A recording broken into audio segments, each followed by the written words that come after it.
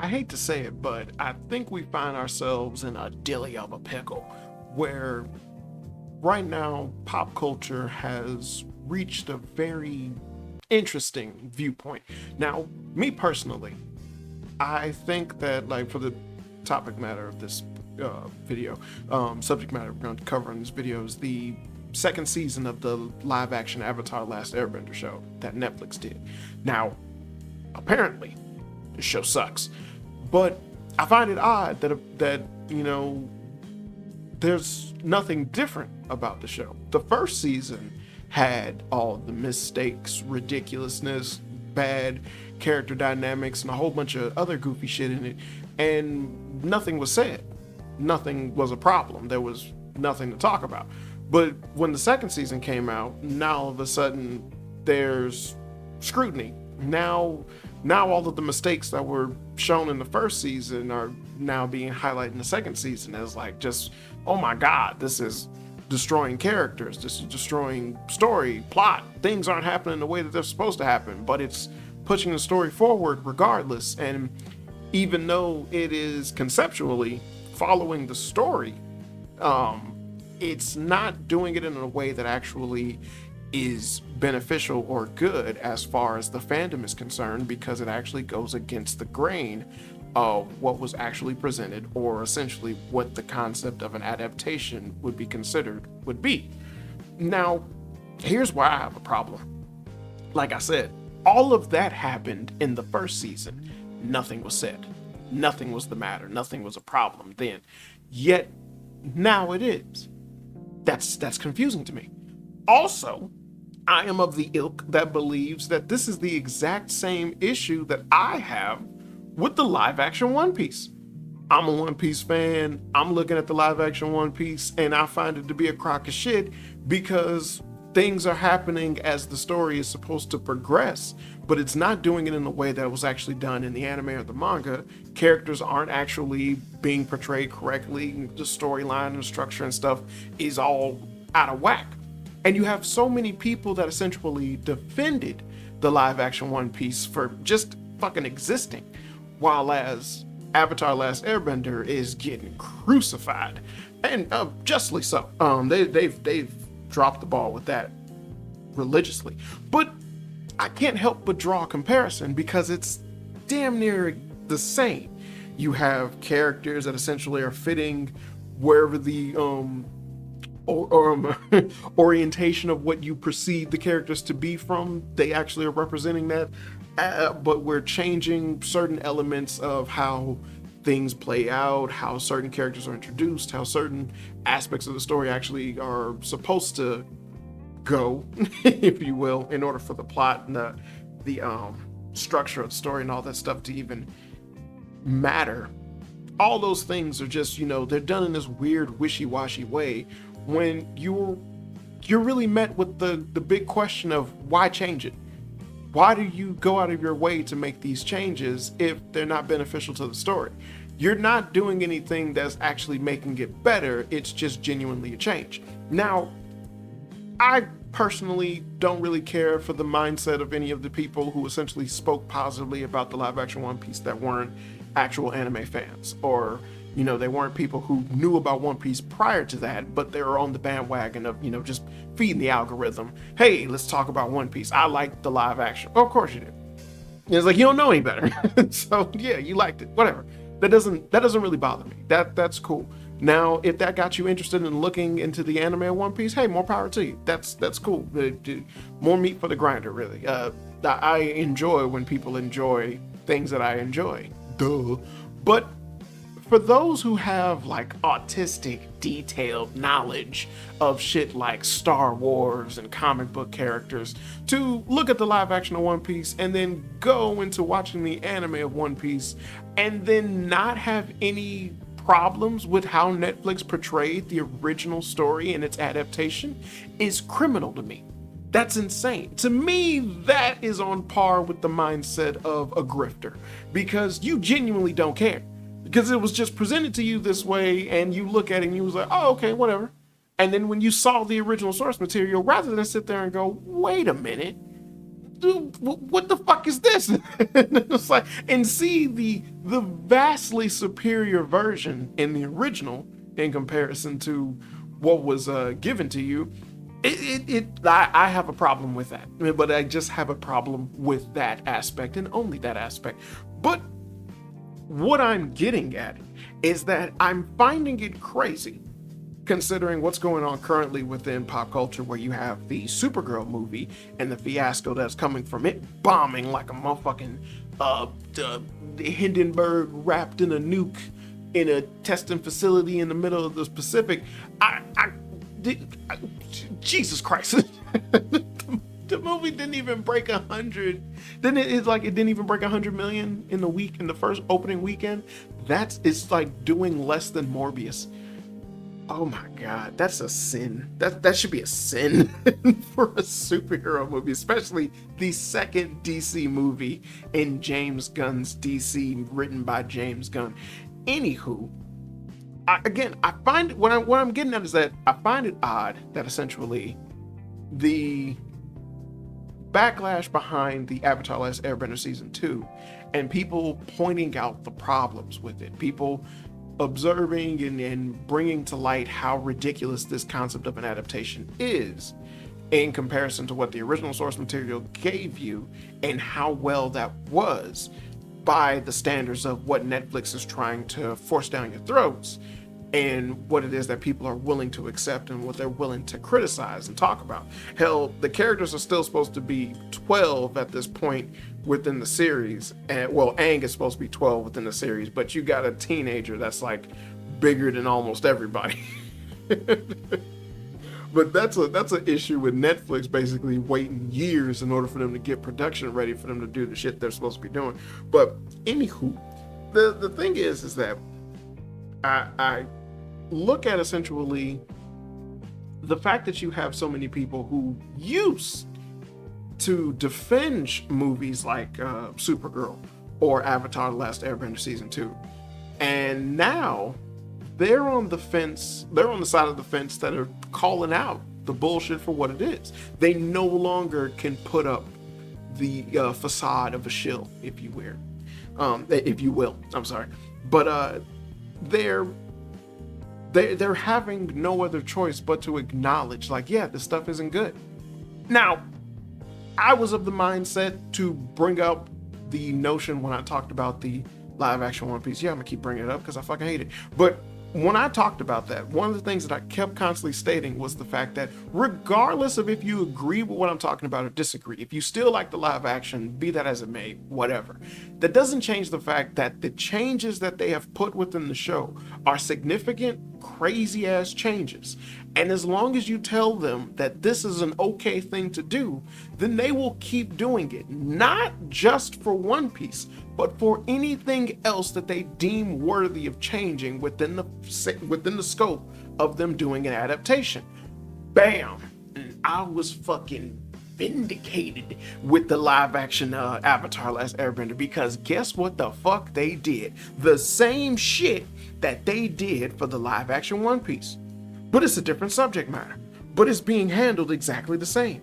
Different shit is happening in different ways and different scopes and different mechanics with different characters doing different things and blah, blah, blah.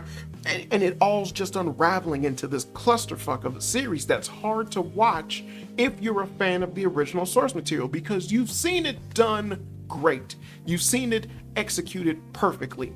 Why the fuck are you changing it? The only thing your job is to do is to take that original body of work and adapt it to a different type of media. You're now using actors to portray these characters. Why are you changing settings? Why are you changing characters' genders? Why are we initiating how Appa was released differently? How they came into the palace of Ba Sing Se differently? How they met the king of Ba Sing Se differently? Why are we initiating all of that under the guise of, well, this is better for the story. Well, this is what we came up with, when we already know what it's supposed to be. What it's supposed to be is what people enjoyed, is what people liked, and is what made this beloved. So why are you changing it?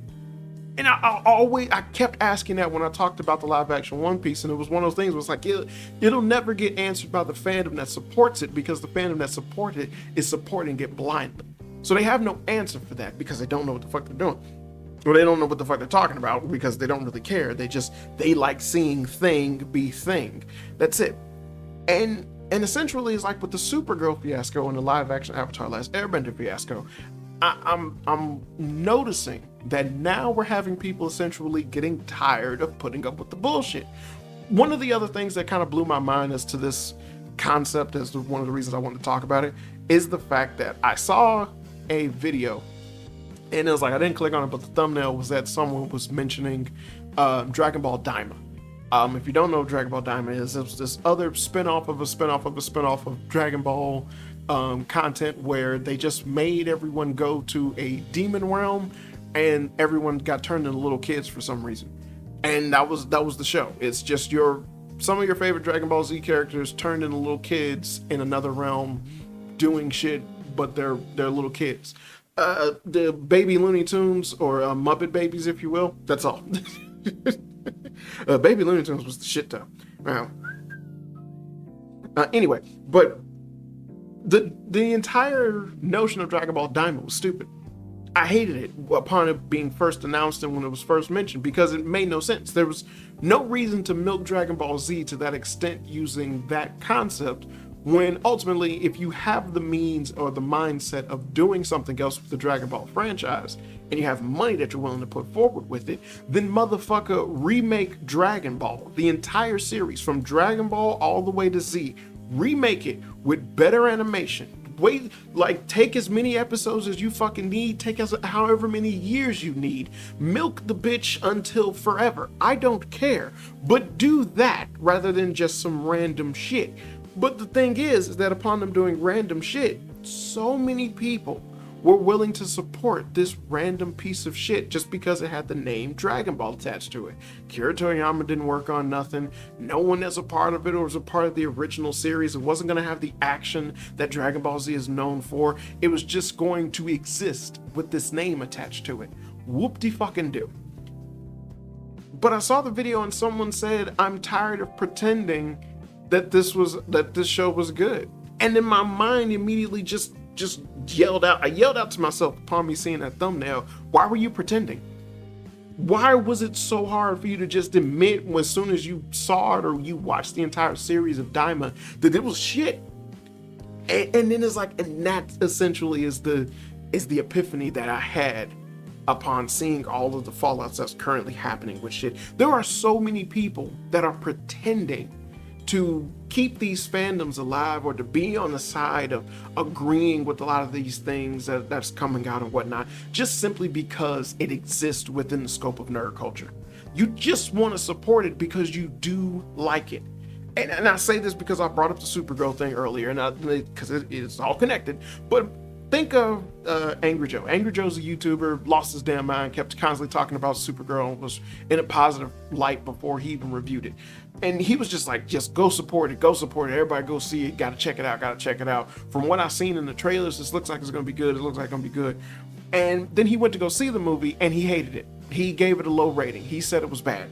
Now, I'm not talking about the fiasco of him essentially disagreeing with the other scope of people who clearly knew the movie was going to be bad way before it even came out because of fucking pattern recognition and how off the wall he was, and like breaking down or talking about those people. I'm not talking about that. What I am talking about is the fact that essentially to me it's insane that he had such gusto behind supporting this damn movie before it even came out, before he even seen anything, that he was just, he was on Twitter typing up a bunch of shit, just doing the damn thing, all over social media, just losing his damn mind, letting people know, like, no, this movie is going to be good. He could assured you this movie is going to be good.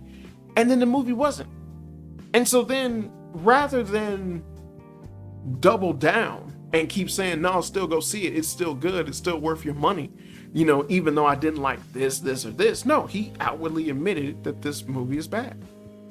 So, ego aside, as far as what went on with him, ego aside, the very fact that he was able to do that to me, it's a sign of good things to come. It's not a positive at all. It's a sign. Like this, it's not good that he reached that conclusion, because even his mindset towards reaching that conclusion was that I don't like the Supergirl movie for these reasons, but these reasons are different from the reasons everyone else doesn't like the movie. And the reasons I don't like the movie are actually better than the reasons why you don't like the movie. You don't like the movie for bad reasons. I don't like the movie for good reasons. Stupid, right? That's insanely stupid, but that's how he thinks. Whatever. But the thing is that the fact that he's someone that was so adamant that the movie had to have been good or it's going to be good, and he's just, I am woman, hear me roar advocate, loves that shit. The fact that he was able to go, this isn't good, is a testament towards the scope of the culture itself shifting away from just allowing this stuff to happen. Now, it's going to be harder for something like One Piece because it's going to be years before they do another season, and even then, I would guess, I would predict that the third season of the live action One Piece is going to be its last season, because it already had lower viewership, and then essentially they're not going to be able to keep up production with it like that, and Netflix is already a petty bitch. So fuck all with that. But the thing is that I believe that I'm more inclined to see people essentially criticize and victimize the third season of the live action One Piece than they would any of the other seasons. But essentially, I would also bet my bottom dollar that a lot of people would say this season just is worse than the last two. But be that as it may, it doesn't change the fact that we are now having a lot more people open their eyes to this stuff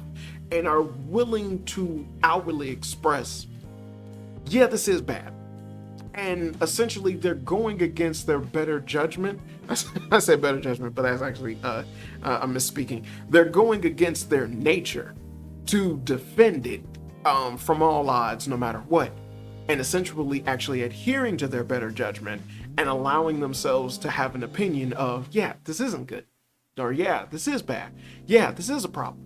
But to me, like I said with the live action One Piece thing, is that you allowed One Piece to get away with these small inconsistencies, these crazy ass character dynamics being brought to light, the certain character growth being changed significantly in order to fit their version of the story, but their version of the story can't work because it's following a plot point that requires this character development that they never allowed to actually happen, or just they didn't allow the story to progress the way that it should have. And it's like, I look at that and I'm just taken back, and I'm just taken back by the fact that it's like, I preach to the high heavens, if you let One Piece do this, other things are going to follow suit. And lo and behold, Avatar: The Last Airbender did the exact same thing. And so then it's like, well, the scrutiny is coming out for Avatar: The Last Airbender, but One Piece did the same thing. And then before that, Cowboy Bebop did the same thing. They've all dealt with the exact same thing, so why is it that one is getting love over the other, or one is being praised while the other one's being hated and talked down against? It's an astounding concept, but it's like, again, even on the broader scope, when it comes to the movie concept, you have Supergirl. Why is it that a lot of people who typically would have supported a movie like Supergirl are no longer trying to defend it? They're just allowing everyone to say, yeah, this is not good. Why is it that, for the most part, the notion of essentially making a movie like Supergirl should be so far removed from any type of actual cognitive thought if you were planning on making a movie, let alone a comic book movie, yet it happened? It's like, let's make a movie about a character a lot of people don't really know about, a lot of people aren't even really asking for, and we're not showing them in a positive light at any point in time throughout the entire movie, let alone at any little inkling of what their character is going to be or what they're going to represent. This is some shit you would have saw in 2018 and been like, oh, here we go. But it's like, to see it now, the audience has gotten to a point where everyone is just completely checked out. It's not even a mindset to even humor going to the theaters to see this movie. Fuck, I didn't go to the theaters to see Supergirl. I didn't go to the theaters to see Mandalorian Grogu. I've seen all 3 seasons of Mandalorian Grogu. I don't like Star Wars. But I was going to theaters to see that. Giving my money to something I know was going to be just pointless, or that I can see when I sail the seven seas. Oh, Captain, my Captain, Straw Hat Luffy. When we go out, oh, I'm gonna still watch it, but I'm just gonna sail the seven seas to do it. But the fact that it's like my I didn't even waste time to sit there and ponder that. Maybe I'll go, maybe I won't. I went to go see The Furious. I love that movie, but I was like, I gave it a chance. It's like, I went to go see that, and it's like I'm taken back by all of these different conflicting ideals, if you will, because these arguments that are coming up to me, it's like I'm not just checking it twice. No, I'm not just checking in because you're talking about this one particular piece of content. No, let's look at everything that has happened. All the adaptations Netflix has made. What's the difference between the live action Avatar: The Last Airbender, the live action One Piece, the live action Cowboy Bebop, a lot of the other live actions that they're going to have in the works? Fuck, I'm thinking about what they're going to do for the live action Gundam. Fuck all about, a series I could really care less about, that's already out and I knew was going to be garbage because season 1 was garbage. I'm talking about the One Piece and the Avatar: Last Airbender. Gundam. The Netflix released a 3D Gundam series, a 6-part 3D Gundam series, 6-episode 3D Gundam series that was not well received and ultimately kind of dropped the ball big time. And yet use like the people who were responsible for this shit, you think they're gonna be able to do Gundam live action and get it right? Bitch. No, that don't clock. That doesn't make sense. And if we're seeing them take something like Avatar: The Last Airbender, something that essentially already had its day in the sun of being shit on for having a horrible adaptation from M. Night Shyamalan not understanding what the fuck this series is, and then you dare have the audacity to make the series and in season fucking 1 introduce Azula.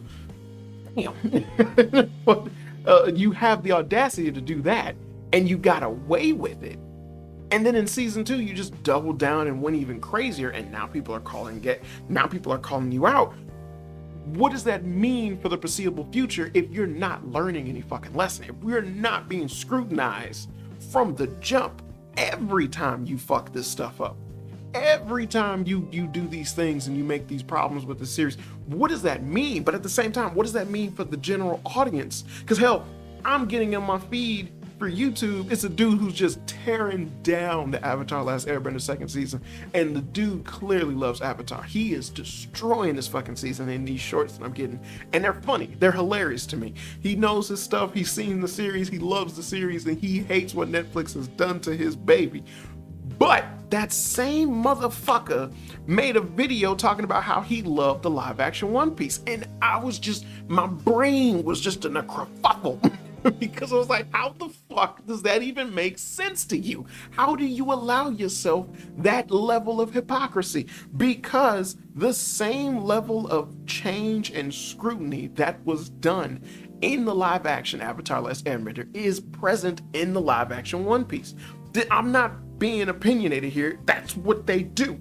It's what's in there. And the differences are the differences. The similarities are the similarities. But motherfucker, they have huge character altering differences.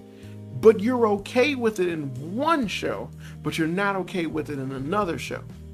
And that's the issue, because you're met with that all too well known saying, if it like either some of it is okay or none of it is okay, or either all of it is okay or none of it is okay. I can't remember how that saying goes. Yeah, either all of it is okay or none of it is okay. That's it. So, like I said, I'm curious as to what's going to go forward within the culture mindset, or how the cultural zeitgeist is going to be. But I am also very aware at the fact that you have a lot of people who essentially are either lying to themselves about how they actually feel about particular content. They're not really letting people know that essentially they only know a little bit and they're okay with what's being presented, but realistically, like, they could know more. It's like they probably won't be the best reviewer or person to gauge the subject matter or whatnot, but they like what they like, and that's all well and good, and that's fine. But you have other people who essentially are just numb to the notion of anything happening to their baby being what it is or what it isn't, or being any changes, or it being what it is, or just being presented or adapted in a different way that they're used to. And essentially they're totally cool with some shit that they, it's just a passing fancy that can get changed all day long, whatever, as long as it's not my baby. But then as long as it becomes your baby, then it's like, well, what, who could have seen this coming? And it was like, well, if you didn't allow the thing you had a passing fancy for to get changed, they probably wouldn't have changed your baby. But look at, this is what happens when you allow it. It was okay then, now it's not okay. That's a problem. That's a problem, and you need to be aware of it, and we need to do something about it. And the fact of the matter is that bringing in or thinking about what's going on with Supergirl, I bring that up to say that it's cool, if you will. It's cool that people are now coming around to understanding and pointing out and solidifying their mindset that, yeah, this is shit now. This is whack. You gotta stop making this stuff. Because if you don't, then it's like they're just gonna keep doing it because they know they can get away with it. And so it's like the detrimental hit that the Supergirl movie is going to take over James Gunn and all the decisions he has going forward with DC are gonna be astronomical. Astronomical.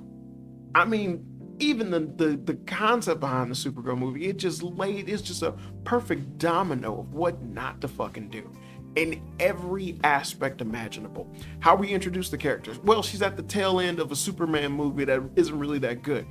We introduce her as basically a shitty character, so it's not really anything endearing that someone would care about if they stayed with Superman if they stayed to watch Superman up until this point. The promotion for the show isn't really that good. We're making it star a character that not a lot of people are talking about or even really care for like that. Also, we're taking the storyline of the character from a run of comics that aren't really that popular as far as people who like the character are concerned. We're not doing anything that's actually positive with the character rather than just making them be a terrible person. And then essentially our promotion is just highlighting and showcasing that as if it's supposed to be a positive thing. We're then having our promotion and our mindset towards the promotion being backed by people that we pay to support our content, which also doesn't make any damn sense. They're gonna like anything that we make. That's why we pay them. We then have the movie written by someone who's never wrote a movie before. We then have the movie directed by somebody that is eerily copying the directing styles of the guy that's in charge of everything. And that directing style happens to be hugely criticized because it's the only thing that the guy we put in charge of everything could possibly do or make. And people have talked about how they don't like seeing his work anymore because he only makes the same thing over and over and over again. And that is clearly being shown in this movie based off of the trailers that, again, also don't inspire anyone to go to the theaters to see or do anything. And to top it all off, we're just gonna shoehorn in an actor that everybody famously wants to play a particular character, but we're only gonna have him in there for a short, meaningless amount of time simply because it's something to put asses in the seats. At first, we're gonna hype it up as if it's this great mysterious thing, but then once it got known about it, no one really cared because it's not in anything that actually matters in the long run. And then we released the movie with as little fanfare as possible, and the rest is history. Well, the rest is current history. The rest is present. Is that right? Whatever. But it's just craziness, like to looking back and taking in all of this stuff is just one of those things where it's like, this shit needs to be studied. This shit needs to be studied, observed, and there needs to be a lot more people who are aware and are willing to call out all of these people for this crazy ass hypocrisy that they're gonna say. So if I see something like from the fucking, like the top nerd tier YouTubers that talk about this shit, Critical Drinker, Nerdrotic, the Mauler, all of those types of people. They talk about how the Avatar Last Airbender show was just really terrible and really bad. And yet I know Critical Drinker actually gave praise to the One Piece live action. And it's like, yeah, that's something to talk about. And I was like, well, why is it that Avatar is not bad, but One Piece was okay? What's up with that? And it was like, how much of Avatar have you seen in comparison to how much of One Piece have you seen? Did you go and watch Avatar after the fact, or did you see it beforehand? You know, it's like, these things are questions that need to be asked. They need to be asked because this stuff everyone needs to be held to some accountability for this shit, because the shit is being done the way that it's being done by proxy of what it is that we're willing to give our money to view or invest time in, or to even bring up and prop up as something that's good and whatnot. Also, One Piece fans are crazy. There's no getting around that. One Piece fans are fucking nuts. I'm sorry. For anyone who, like, if you stayed here for this long, then yeah, I have to admit that no matter what. Like, there are crazy ass One Piece fans. Anime fans in general are fucking crazy, but there are some crazy ass One Piece fans, so much so that they think that there's nothing wrong with One Piece. One Piece is not perfect. It has problems. Lord knows it has problems. There are arcs that are terrible. There are characters that are terrible. There are certain parts of One Piece that are just unfucking forgivable. But the fandom has made themselves known to just slop up any and everything within One Piece, and that has never been a positive for the series as a whole. But yeah, my point is that, you know, what's going on within it's not even a culture world, what's going on within pop culture as well as the fandoms of a lot of things, it's all eerily connected. But until people actually have that notion of pattern recognition so that they can stop these abhorrent adaptations, movies, or any of these other little crazy ass fandom related nerd culture type things that they're bringing to light to make money off the masses, until you're able to discern the good from the bad from this stuff, which we should have basically been able to do fucking years ago, until the masses are able to do that off rip, which you're starting to see happen with Supergirl, then we're never going to get the change that everyone so desperately wants. I would love to see a Supergirl movie that actually was Supergirl, if it was worth a damn, but everything under the sun let me know that this Supergirl movie was not worth a damn. Pattern recognition. Because of pattern recognition. And the thing is, it's like now everyone else just needs to catch up. That's all.